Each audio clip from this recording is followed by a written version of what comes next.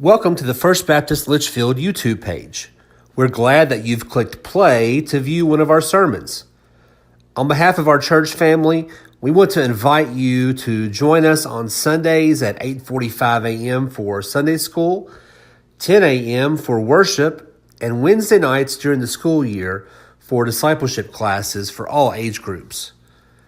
If you're in need of prayer, we would like to pray for you, so please contact us via email at prayer@fbclitchfield.com. Learn more about us at fbclitchfield.com, and for now, enjoy a video from our recent worship service. So there I was, laying in the back of a pickup truck with my feet towards the cab and my head laying off the tailgate, with a guy who's about to pop my neck. And let me let you know what's going on here. I was about 15 years old and was playing basketball, and my neck was hurting pretty bad. And this guy I was playing basketball with said, "Man, I could pop your neck right here." And let me give you a little mental picture of what this looks like. I'm 6'4", at the time 190 pounds. Trust me, there was one time I was there. And this guy was 4'6" and 90 pounds. And he wanted to pop my neck. And I was in so much pain, I was like, let's just do this. Let's get this over with. For some reason, I had a moment that I just trusted this guy. And I laid there, and he said, "Relax. I'm going to count to 3. I'm going to pop your neck. 1, 2, and he popped my neck without even getting to 3. I heard pop, pop, and another pop. I don't know why at 15 years old I thought I could trust this guy to pop my neck in the back of a pickup truck. Now some of you think, well, Joey, I don't think you understand what the word trust means. That's just idiotic. Well, you might be right. So let me tell you another story. I was probably about 5 years old, 6 years old, and I can remember this story because it happened with my dad. And I remember standing on something that was like the height of a chair, maybe a little bit taller. And I saw my dad coming by, and I thought, I'm going to jump on him. So he walks by. He doesn't know where I'm at. And I remember leaping on him. He caught me. And after he caught his breath, because I took that away, he said, "What'd you do that for?" I don't remember what I said, but I do remember this feeling of trust. I did not at one point, before the jump, during the jump, think my dad was not going to catch me. I knew my dad was going to catch me. I trusted my dad because my dad proved himself, because I've done that before. And my dad did not like it when I did that, but I did it anyways. I trusted my dad. He proved himself to me. There's no reason why I couldn't trust him. Let me ask you something. Do you trust me, Joey Snyder? Do you trust me? I'd say for the most part you do. I know I've only been here for about a year, but you trust me because you know me. You know who I am. We have somewhat of a relationship. Let me ask you this question. Do you trust Michael Gutter? Y'all know Michael Gutter? I don't either. So I don't trust him. See, we don't know him, so we don't trust him. How about Larry Page? Do you trust him? It's the guy who created Google. Now, we trust him, don't we? Well, we trust what he created, right? Like we get on Google all the time and we trust what he created. And I think we do this with God. We trust his creations. We trust the things that God created. For example, the sun. We trust the sun. We trust the earth. We trust gravity. We trust that mankind will have the ability to have free will. We trust the cow, that it'll taste really good coming off the grill. We trust God's creations. But sometimes we don't necessarily trust God. Why? Because we don't know Him. And knowing God and knowing of God are two different things. Here in a little bit, I'm going to land in Proverbs 3, 5, and 6. Before we get there, I want to read out of Philippians 3:10. That I may know Him and the power of His resurrection, and may share His sufferings, becoming like Him in His death. You see, we can have a personal relationship with Him, with Jesus Christ, but yet we don't engage into that relationship sometimes. So how do we go from knowing of God to knowing God? There's one word that we're going to talk about today, and that word is trust. See, trusting Him. Trusting will always elevate your relationship with God. So I feel like God gives us earthly relationships so that we can know how to deal with Him. And so, if you ever notice that when you have a boyfriend or girlfriend or whatever, and the moment your relationship gets to the point where you can trust them, it elevates your relationship with that person. Doesn't it? You see, trust elevates any relationship. And so, therefore, trust will elevate your relationship with God. So what does God's Word say about trusting? A while ago I said I'm going to be in Proverbs 3, 5, and 6. It says, trust in the Lord with all your heart. Lean not on your own understandings. Acknowledge Him in all your ways, and He will direct your paths. So wrapped up in these two short verses are three truths as to how we can learn how to trust God, because we say the word trust all the time, but I'm not so sure a lot of us grasp, I know I don't, this understanding of what trust really looks like. You see, going back to the story of my dad, I never had to worry about him catching me. If he were alive today, I would definitely worry that he could catch me. But then I could trust Him. And so here we go. 3 ways to learn how to trust God. Number 1, it starts with the heart. Not the beating heart, but the desires of your heart. This means that your day is all about God. Your day is absolutely consumed with thinking about God. That you live a life that is concerned about pleasing and living for God. And just like my relationship with my wife over here, if there was another woman in my life, I could not be the husband to her that I need to be. And so in your Christian walk, if there's a lot of distractions in your life, then you cannot have the relationship with God that we're talking about. Your mind has to be consumed with God. And the same, God wants all of us, our whole day, not just our Sunday mornings, not just our Wednesday nights. He wants our whole heart. He doesn't want just the you on Sunday morning. He doesn't want just the you that comes here on Wednesday night to be discipled. He wants you all week, all day. He wants you. So how do we learn how to trust God? It starts with our heart. Number 2, you have to get rid of the normal way of thinking. You see, the normal way of thinking for us as people is this. What we see with our eyes, what we can touch with our hands, allowing our senses to take over. We rely on ourselves. You got to get rid of the normal way of thinking. Not relying on your own understandings, requires us to not rely on what the world relies on, but on a sovereign God. A God who's in control, which is so against what the world says.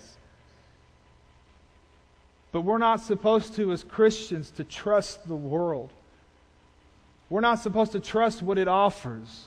We're supposed to trust God, a sovereign God. It's natural for us to think that there's no way we could defeat a giant 9 foot tall, 9 inches.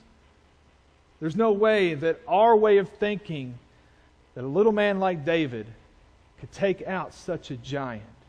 You see, David already got to the point in his relationship with God that he already got rid of his normal way of thinking.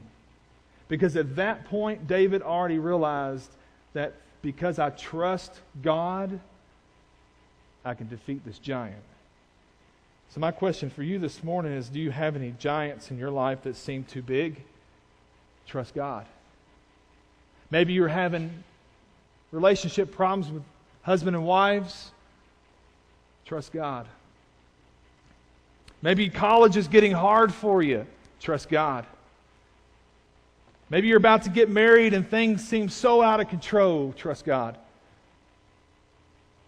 Maybe a family member just keeps doing something dumb. You fill in the story. Trust God. So how do we learn how to trust God? It starts with the heart. You have to get rid of your normal way of thinking. And number 3, you set your mind upon God. You set your mind upon God. Think about Him and all that you do. You know, it should matter to you if God approves of the music you listen to. It should matter to you if God approves of the boyfriend or girlfriend that you date.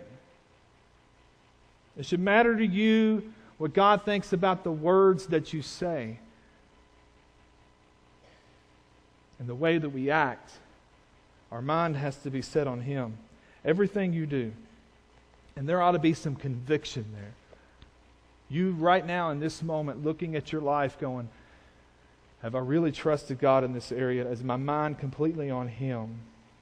And so I feel like that if we do these 3 things, we will start to see what trusting God really, truly looks like. Our heart's desires, our understanding of God's power, control, and our thoughts. But here's a question I think we need to cover today. So what I've talked about so far is, how do we trust God from this point on? But how do we know if we're already living a life that trusts God? And so I want to walk through some of those this morning as well. How do we know if we're already living a life that trusts God? We're going to be in Psalm 119, 41 through 48. I'm going to walk through these verses this morning, and then we're going to talk about 4 different ways that we can see if we're already trusting God in our relationship with Him. Psalm 119, 41 through 48. Let your faithful love come to me, Lord, your salvation, as you promised. Then I can answer the one who taunts me, for I trust in your word.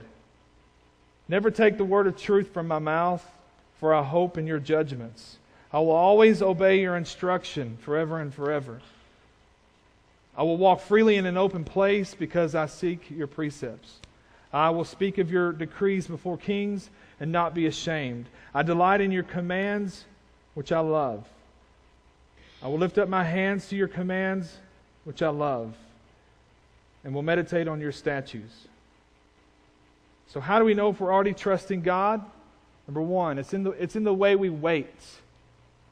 If we look in verse 43, it says, and take not the word of truth utterly out of my mouth, for I have hoped in thy judgments. How do you wait on God? What words are in your mouth as you wait for God? Have you ever had a moment in your life where you cry out to God and you wonder where He's at? In that waiting, what's in your mind? What's in your heart? What's in your mouth? Bitterness? Anger? Doubt? When we are truly trusting God, then our faith will demonstrate itself through our choice of words. What do you think Noah was saying when he was building the ark for all that time? What do you think was on his heart? What do you think was on his mouth? As he waited, what if you were in that situation? God says, do this, you do this, but it takes forever, and the whole time you do it, you're getting made fun of for doing it. How do you think Noah felt? What about Joseph as he was in prison? Betrayed by the world. Counting the bars in the prison cell. How do you think Joseph felt? What do you think was coming out of his mouth? What about David in the story we referenced earlier when he was looking for rocks? As he waited patiently, what was on his heart? What was on his mind while he waited? All these stories inspired faith in spite of their circumstances. So in your circumstances, when you're going through the stuff, you know what I'm talking about. The pain in your life, the moments in life where God says, wait. How are we thinking? How are we talking? Proper waiting brings a greater capacity for service. I want you guys to hear this. Isaiah 40:31. But they that wait upon the Lord shall renew their strength. They shall mount up with wings as eagles. They shall run and not be weary. They shall walk and not be faint. You see, here's what's crazy about this whole thing is that when we allow our flesh to take over our emotions in the time we're supposed to be waiting for God to do something, you see, in this verse that we just read, those who are willing to wait, what does God give us? Strength. And when we get mad in that waiting moment where we want to go off and run our mouth and say this and say that about something, do you think God's going to give us strength during that time? Do you think God's going to honor that? No. See, God honors those who are willing to wait. He's going to give us strength. I can only imagine that's how Noah got through that whole ordeal. So how do we know if we're already trusting God? Number one, it's the way we wait. Number two, it's the way we walk. When I was a kid, I don't know why, but as a kid, this is how I walked. I'm not even joking. This is how I walked. I walked with my head leaning forward all the time. People tell me all the time, Joey, why do you walk like this? I'm like, I don't know. It's just how I walk. I didn't get it. I don't know. I just fixed it, right? Now, we're not talking about that kind of walk. The kind of walk I'm talking about is this. Is that in verse 44 through 45, it says, So shall I keep thy law continually forever and ever, and I will walk at liberty, for I seek thy precepts. Waiting, this idea of waiting that we just talked about is not to be a time that we do nothing. And so when we are waiting for God, how are you walking with the Lord? Every moment in our life is preparation for the next in God's plan. So not only is it how we wait when we trust God, when we're waiting, how are we walking? Because those moments matter too to God.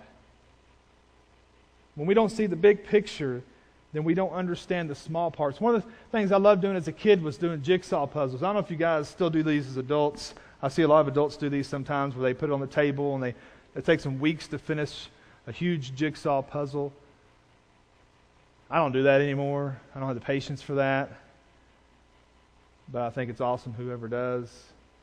But I remember doing those as a kid, and you're working on the puzzle, and you kind of can see the picture that's kind of going on a little bit. It just doesn't really make a whole lot of sense until you get that last piece in. And when you put that last piece in the jigsaw puzzle, the whole picture makes so much sense. Faith means leaving the big picture as God's concern. And while we're waiting, it's the way we walk. We trust Him with the big picture. Continue obedience even when the big picture may not be clear. You know, when I drive to work in the morning, I'm taking Noah to school, I get very frustrated at the train if it happens to make a stop that morning. I get very frustrated at the mailman. I get very frustrated. No offense, sorry. Sorry, that's nothing against you. I don't see you till the afternoon, so I never see you in the morning.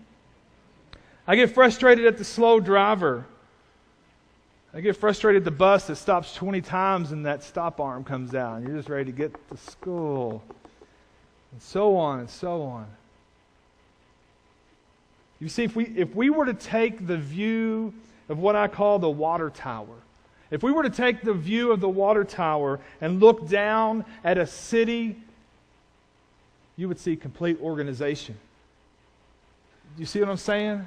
When we get frustrated in those moments that I was just talking about, where it's like, man, I'm in a hurry, I got to get going. It seems like everything gets in our way, and we get frustrated, we get mad. But if we were to actually look above, like maybe take a drone or something, get up on the water tower and look down, what do you see at a city?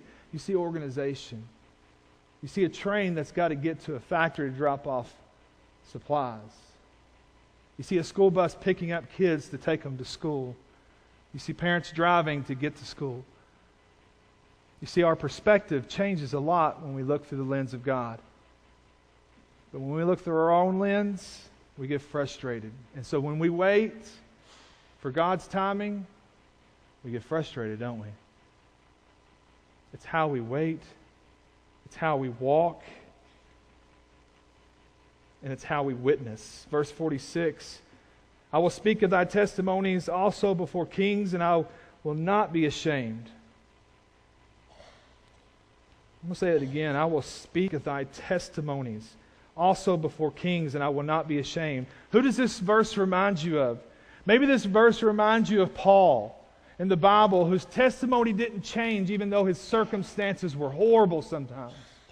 He still had a testimony about loving God, trusting God, and sharing the gospel. Maybe this reminds you of Daniel, who even though in the face of being put inside the lion's den, he still didn't give up his testimony, did he?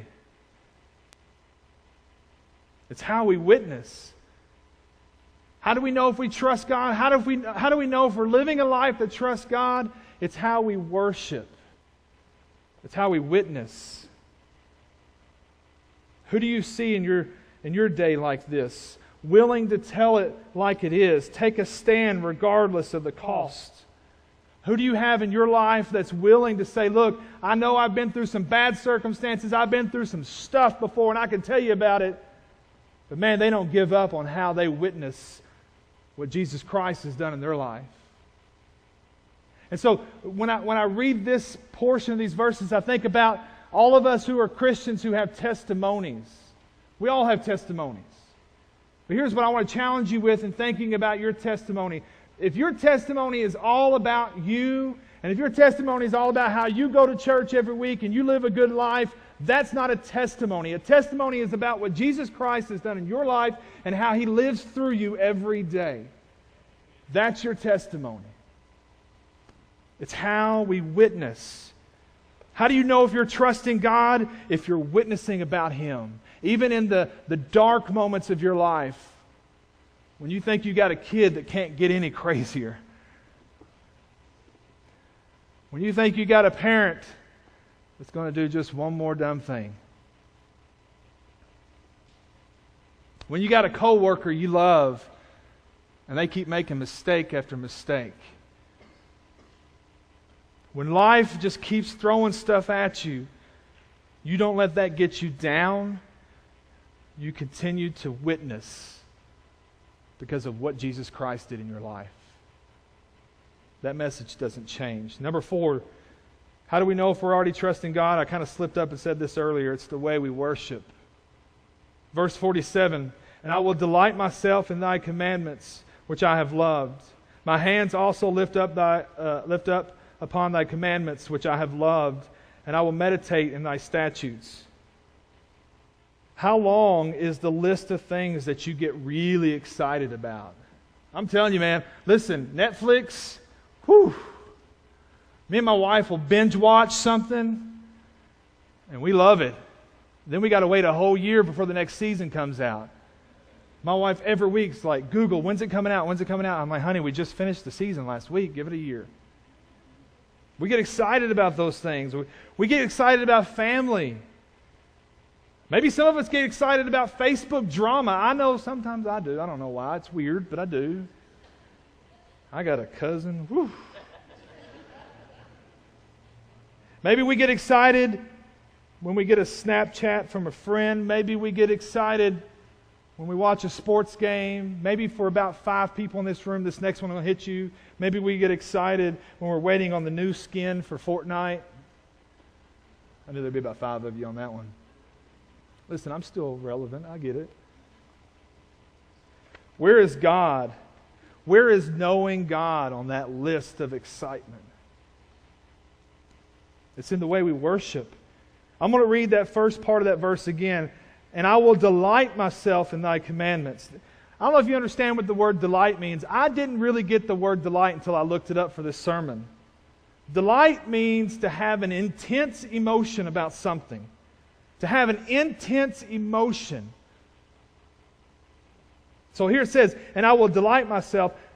Basically saying, I will have this intense emotion about your commandments, God.